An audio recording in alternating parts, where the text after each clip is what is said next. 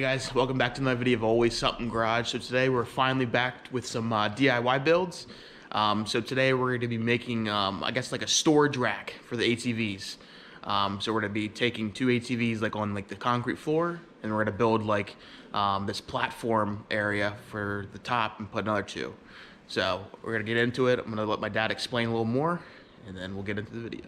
Hey guys, here we are in the corner of the garage with nothing. Got this nice space here. If you remember, this is where all the welding equipment, all the miscellaneous fabrication equipment sat here. We're running out of space. We need more space for four-wheelers. So hey, it came up, I saw online a couple guys had made some double, like a stacker, okay, that you could stack four-wheelers. We have head height, so that's great. So today we're gonna make basically an ATV storage rack. As you can see here, it's going to be 6 foot deep off of this wall. It's gonna come to about right here. And it's gonna be 104 inches wide. So from about the light switch here over, and it's gonna be about 51 inches tall. So just enough to get a four-wheeler underneath and put two on top. Now, with that, we're going to do it all out of wood. It's just easier. We could have did it out of metal, but I think I got $160 in wood, and some of it's a little overkill. But let's get going and see what it looks like. So we got pretty much the framing done for the bottom of the floor. So depending on what you guys have in your own garages, and you guys can, dimension your own platforms to however you guys want. But for us, we did 6 foot, and I think we're 104 the length. So we had to do 18 on center just because it's 6 foot. So to make it even, we did 18 on center. So for you guys, I mean, depending on what dimensions you guys want to do, you can do 12 foot on center, 16 foot on centers. You guys can do whatever you guys want. But screw wise, we did just 3-inch deck screws. We were thinking about doing like some joist hangers, but we were deciding that each screw, it should be okay for what we're doing. We all have sport bikes, not utility bikes, so they're not that heavy.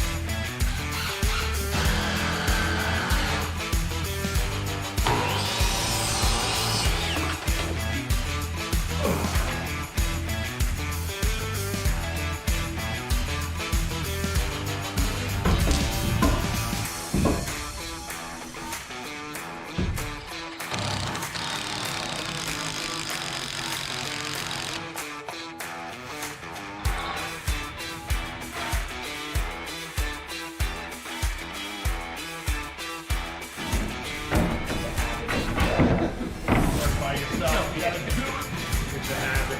Damn terrible habit.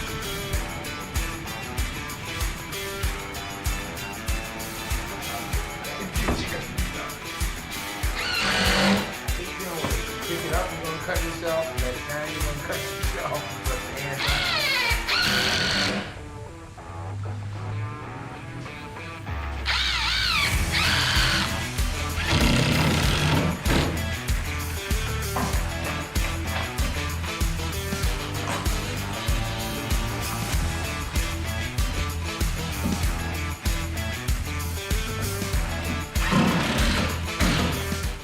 So here it is, guys. This is the main part that you guys, if you are building this, are wanting to see. The rack itself, the platform. So we put 2 bikes under here. We have the 250R and Dad's 450. So this is it. I guess looking underneath of it, we have those posts that we notched out to keep it all flush. Try to get as much space as possible and keeping it, nice looking. So I guess where we mounted it to the existing wall on each spaces, we have 2 lag bolts. So they're 4-inch. So this thing is so sturdy. It is not going anywhere. So then if you look at like bike space too, for the bottom, it has a lot of extra room. So like my bike has hand guards, so it does add an extra couple inches, but it's gonna work good. So then for the top, we have the plywood. It's the thicker plywood. So we had to get a couple different sheets. So we got 1 and 2, and it's all, you know, screwed down to the framing. So it is. We had Brad and Dad both on here, and they were like jumping on it, and this thing was not going anywhere. It's super sturdy. So I know most of you guys probably won't have this same setup. You know, having a good wall, unless your you know, pole barn is completely finished, because we had that nice wall to tie into that's sturdy. But depending on what your guys' design is, you might have to do 4-post, which is fine. You might have to, like my dad was saying, if you don't have to tie into that wall, or if you can't, you may have to put a post down the center right there, to keep it from flexing if you just have 4-post. And you may have to put another brace on the back wall. So this is our design. So the length is 104 and the depth is 6 foot. So this is what works for us. It fits. We're gonna be actually painting this with the gray, so it'll all look good. So that's the design that you guys, if you guys come to this video, want to see. So with the beams of the pole barn, we have these 2 beams here, and they're not perfectly centered with the shelf and the rack, but we have some spare pieces of metal laying around.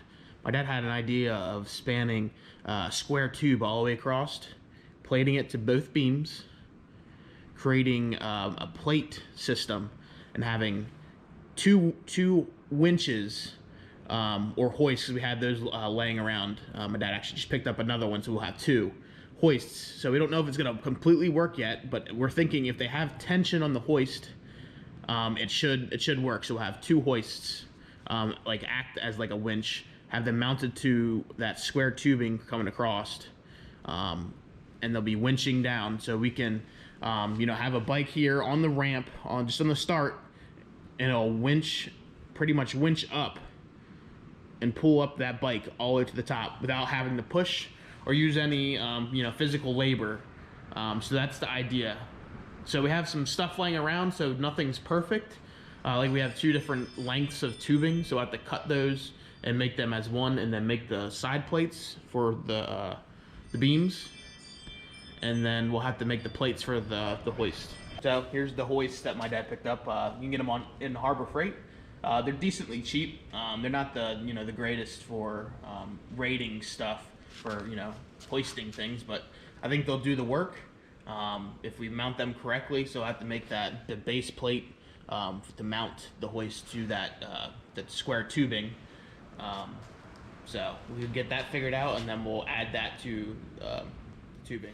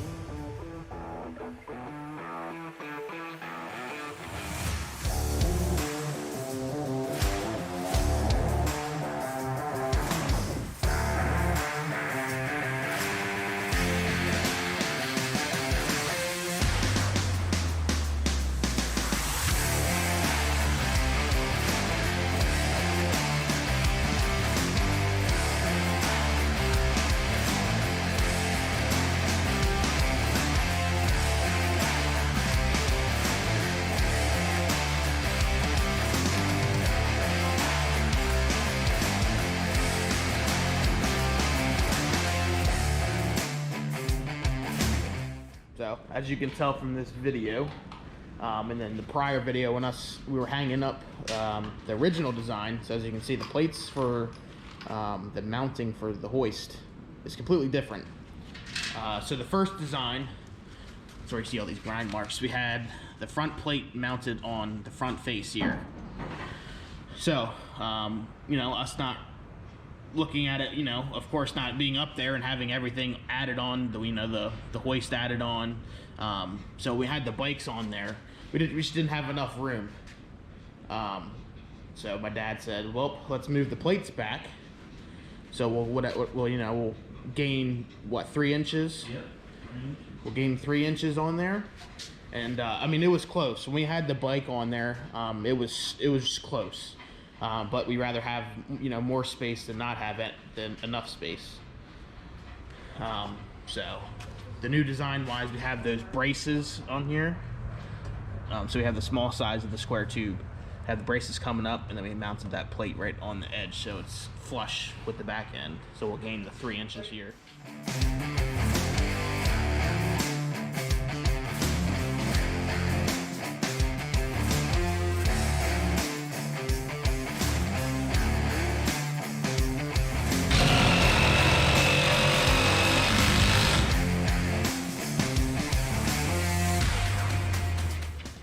So we got it all mounted up. We got the hoist on there.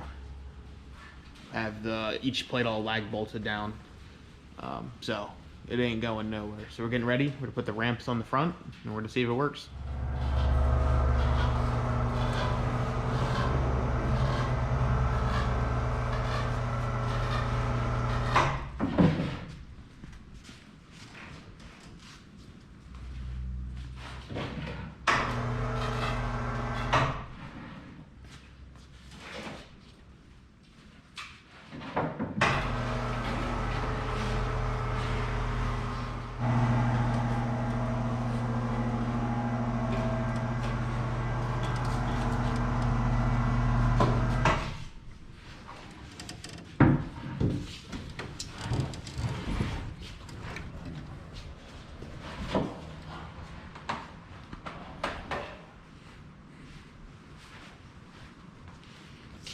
So there it is.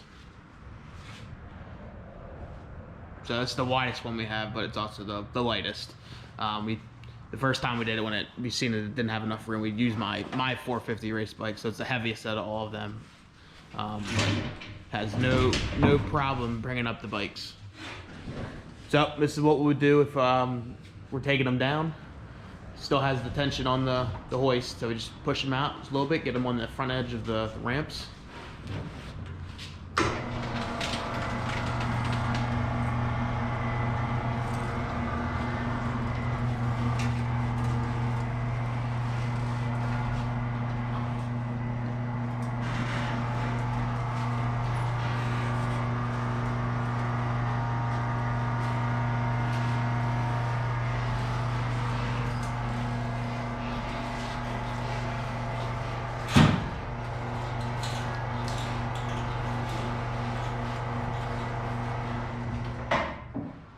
Boom, there it is.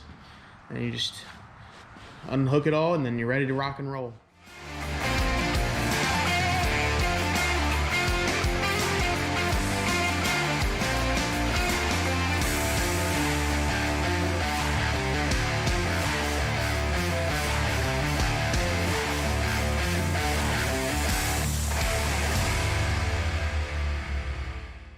Well guys, here it is. Got the 4 bikes on the storage little rack. So here we're gonna stick all the welding equipment and the rolly carts here. But already just looking at like the garage saves so much. My dad was super happy about the Bronco because now we don't have to open the door to like move it, you know, in and out. We don't have to push 4-wheelers out anymore. So he has so much room to now, you know, move the Bronco back and forth to work on different stuff. So super happy about that. I mean, this thing turned out super cool. Once we get a layer of coat on the wood, I think it would look super cool. Sure, it would have been sweet to make it all out of metal, but he would have spent hours upon hours, you know, making that the rack out of metal, but wood turns easy. I think we got this whole like platform setup done with like an hour with Brad when Brad was here. So we did really good, but looks super cool. All the hoists turned out really, really nice. Everything is really cool. So like I said before, guys, your setup may be different. Just like our sheet metal bender, you guys can do your own dimensions with it. This is just a guide for you guys to, you know, get out there and see what you guys can do too. You know, if you have your garage, you may not have this corner spot like in your garage. So you may have to do 4 feet, put some more bracing on the back and the sides. But us just showing you this, it can be done, and then it works really good. So we have 2 full wheelers on this thing. They're not light. So I'm sure you can probably fit a lot more people on there, and it would still not even be close to you coming down. So the way we did it, super cool, super sturdy. So guys, that'll be the end of this video. Hope you guys enjoyed the DIY build. Our plan is to do a lot more of the DIY builds, because looking at the the video stuff, you guys are really enjoying that kind of things. So my dad loves doing this stuff, and so do I. To have a plan to save some money as well and create something cool. So I hope you guys enjoyed the video. Make sure you guys go down in the comments, let us know what you guys would change, what you guys like about this plan. But other than that, make sure you guys hit a like on the video, and make sure you guys subscribe for more awesome content, and we'll see you guys in the next one.